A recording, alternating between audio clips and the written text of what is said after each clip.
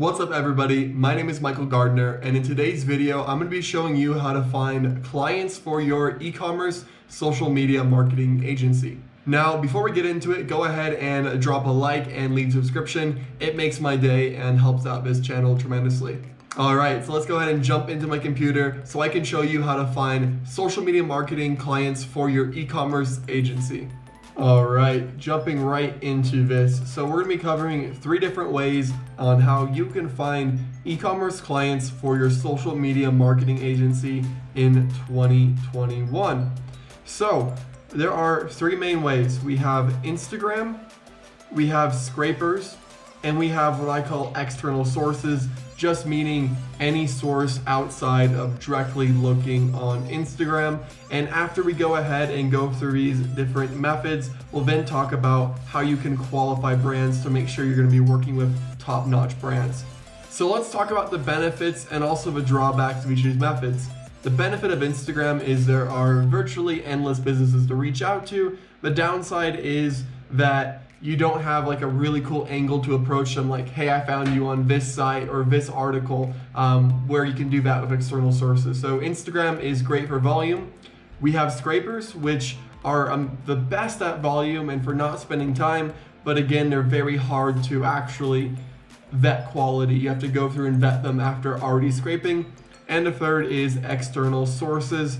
External sources are probably the best in terms of quality, but the worst in terms of scale. We'll get into what external source is, but I'll go ahead and give a few examples in this video as well. So let's go ahead and start out with how you can find brands on Instagram. Now let's go ahead and jump into how you can find brands on Instagram. I'm going to log into my account and we're going to live find some brands to reach out to.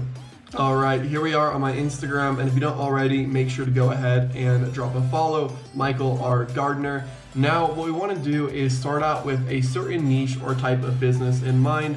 For this example, let's say that I want to reach out to camping products. Now, first thing we want to do is find camping hashtags that are highly likely to be used by brands. So we can start out, for example, looking up camping gear. And we can see there are 500,000 posts. We could look up camping products. There's only 1,000. We could look up camping accessories. We could look up camping essentials. We could also use similar hashtags. For example, we could look up hiking gear or hiking accessories, or even a specific item that pertains to camping, like tents. So let's go ahead and look up camping gear for this example.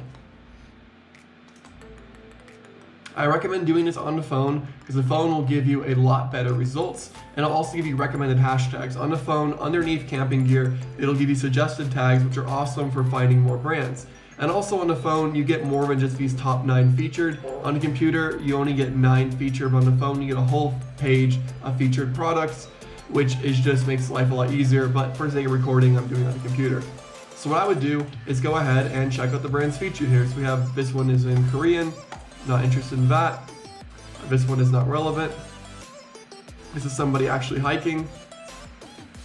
That is in Chinese. That is not relevant. That is in Chinese. Okay, here we go. This might be a camping brand here. Let's check it out. Okay, so it's a camping 4x4 accessory business. So what I would do is just continue to go through hashtags and pull up 3 to 5 businesses you like. Now I will say my computer thinks I'm in a different location thanks to my VPN, or if you're using a phone and you're in a first world country, the suggestions will be a lot more relevant. So we have Spanish preppers. I am in Mexico, so a lot of my results are going to be different. So I'm going to try to find a few brands in the United States, and I'm going to come back to you guys once I found 3 to 5. Alright, so I've now gone ahead and found 5 brands in about 2 minutes. Now keep in mind, I am in Mexico, so a lot of the brands recommended to me are Spanish, where if you're in the UK, US, Australia, Canada, you won't have this issue.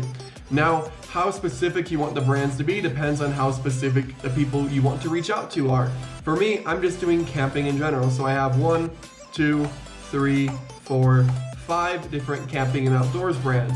Now, the first thing I'm going to do is go to the hashtags they're using and use these hashtags to find even more brands. Now the second thing I'm going to do, and I will make a note, this works significantly better on mobile. Some reason the recommendation drop downs just don't work quite as well on a computer, but I'm recording on a computer, so for today's example I'm still going to use it.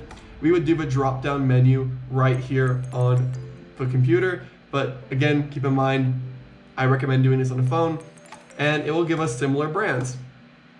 So we can see here is a urban photographer backpack. If I did a drop down again, I can see there's going to be even more related brands, and it takes you to this giant spider web of brands that are all related. So you're starting out by finding, say, 10 to 15 from hashtags, and then you just continue to drop down and drop down and drop down until you find as many brands as you want to.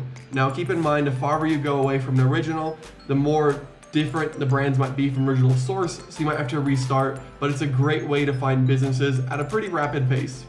Now the next way to reach out to people is by using a scraper. Two of my favorites are Built With and also Contact Ecom. For this example, I'm going to be showing you Contact Ecom. Now Contact Ecom is a paid tool that allows you to scrape Shopify sites. So I can go ahead and go to search businesses, and I can search businesses based on the apps they have installed, the industry they are in, the country, and also the tech spend, which is how much money they're spending on apps, which can give you a good idea of their revenue.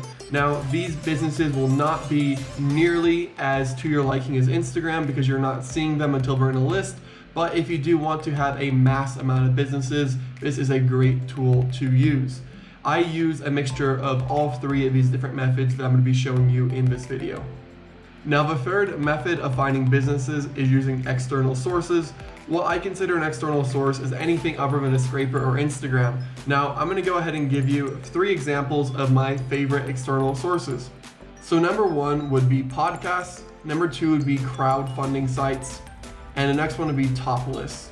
So I'm going to go ahead and give an example of each. Let's say I was reaching out to people who run environmentally friendly e-commerce brands. There is a podcast for everything, and I would bet you that there is a podcast for environmentally friendly e-commerce brands. And what I could do is build a list of everybody featured on that podcast, and when I'm cold emailing them or however I'm reaching out to them, I could go ahead and put, hey, I found you on this podcast. That adds a lot of rapport and tends to make them convert a lot better than any other source. The issue is obviously scalability. The second is crowdfunding. I love to reach out to businesses who are on Kickstarter or Indiegogo who have recently received funding and are now looking to go ahead and run ads on their own and not rely just on the crowdfunding platforms, especially since they have a lot of money they've just raised. Now the next one is top lists. So what I might look up is top e-commerce brands that are environmentally friendly, or I might go ahead and look up top camping brands you need to know about and find lists of top brands, and then make a list based on everybody featured in that list, and then reach out to them and say, hey, I found you on Forbes top 10 office chairs list and was really impressed with the review, etc., etc., etc. You're adding a bunch of context, and this can really help out when you're reaching out to people. So those are the 3 places that I like to find people to reach out to. Now let's talk a bit about qualifying.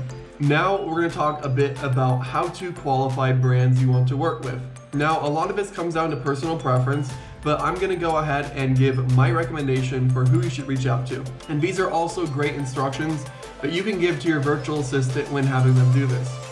So the first thing is reaching out to people who are in a first world English speaking country. That way you're not reaching out to brands who don't advertise in English unless you speak whatever other language may be. I do know some people who have success running ads in Spanish and also German, but again, if you don't speak those languages, I would just stick to first world English speaking countries. Your main ones obviously being the UK, US, Canada, and also Australia. The next thing is I look for at least 3,000 followers on Instagram. Now followers aren't a direct reflector of revenue, but you can guess that somebody with at least 3,000 followers hopefully has some baseline revenue to work with. The next thing I look for is under 300,000 followers. Likely if they have over 300,000 followers, they probably have a pretty great marketing team already in place and would not be interested in working with you. And same thing for verification. If they do have verification, they almost guaranteed already have a team or work with an agency. I also try to avoid DM for order brands or Etsy brands.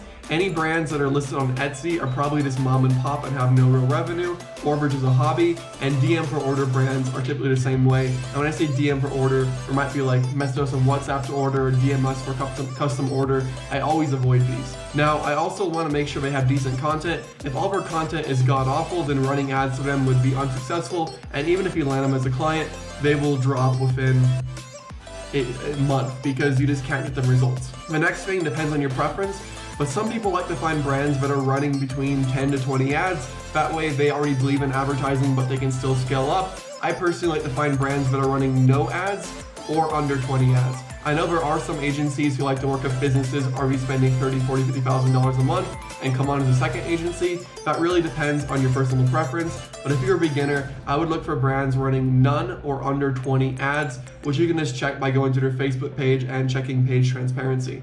That is it for today's video, guys. I hope you found this useful and it gave you some insights into how you can find e-commerce clients for your social media marketing agency. If you found this valuable, go ahead and give it a like and drop a subscription. I will be uploading every single day in April, more self-improvement, business, travel, and just a whole bunch of good content. So make sure to stay tuned and have a great day.